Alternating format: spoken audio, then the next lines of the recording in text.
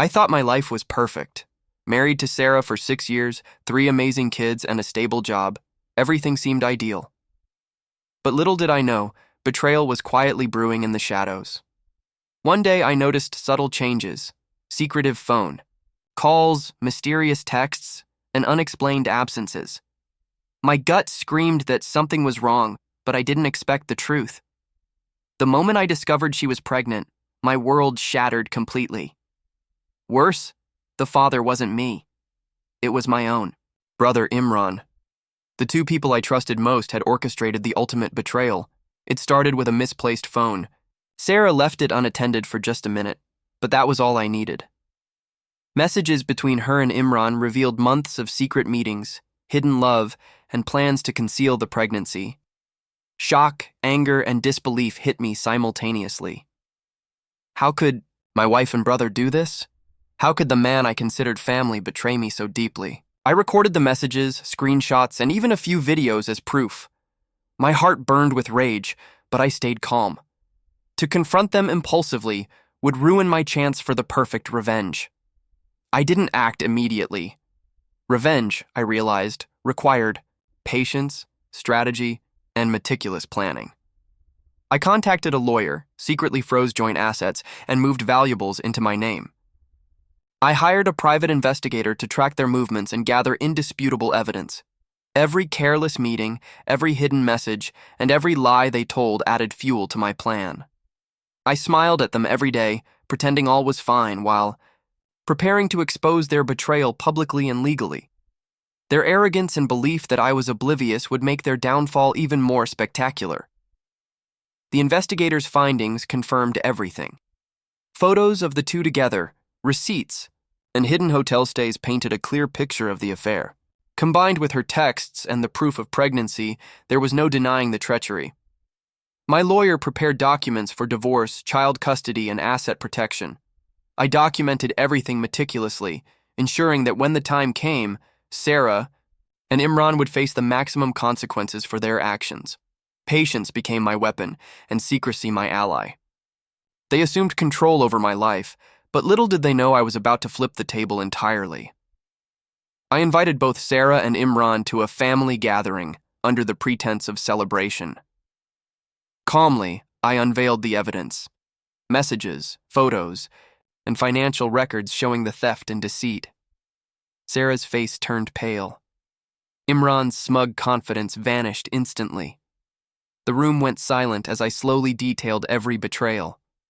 Their laughter and arrogance crumbled. This wasn't just confrontation. It was a calculated exposure. The shock was amplified because everyone they knew was present: family, friends, and neighbors. Their carefully hidden affair exploded publicly, leaving them humiliated. The betrayal they thought was secret became their greatest undoing. The sigh. Next day, I filed for divorce and presented all evidence to the court. Custody of the children was awarded to me. Assets were secured in my name. Sara tried to manipulate the situation, claiming emotional distress, but the proof was overwhelming. Imran faced serious consequences as well, including legal action for interference in family matters. Their plan to take control over my life failed miserably. My revenge wasn't just emotional humiliation. It was legal, financial, and public, leaving them stripped of power, dignity, and credibility. Sara's family was furious. Her friends were shocked.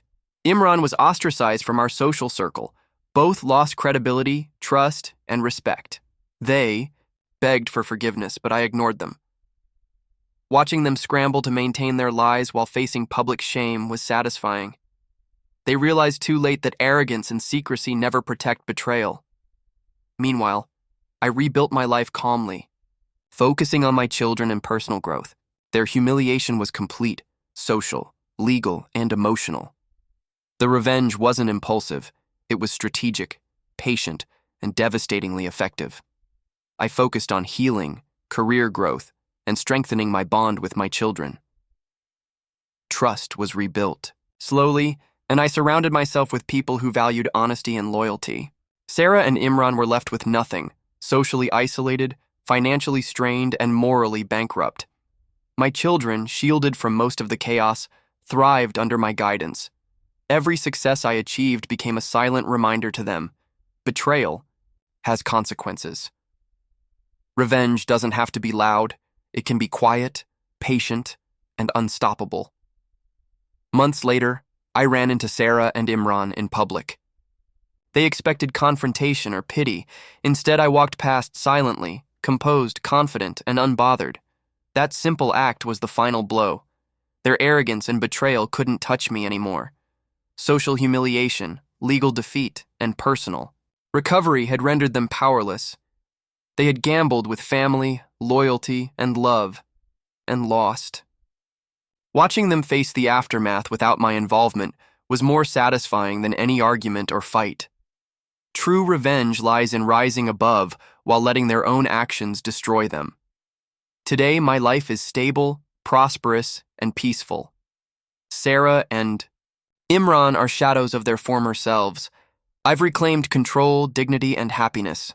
My children know honesty, loyalty, and respect matter above all. The ultimate revenge was not confrontation or violence. It was patience, strategy, and total exposure. Betrayal can destroy, but it can also empower the one who responds wisely. I turned heartbreak into strength, humiliation into justice, and betrayal into liberation. My story proves that patience and calculated action deliver a far more devastating result than impulsive rage ever could.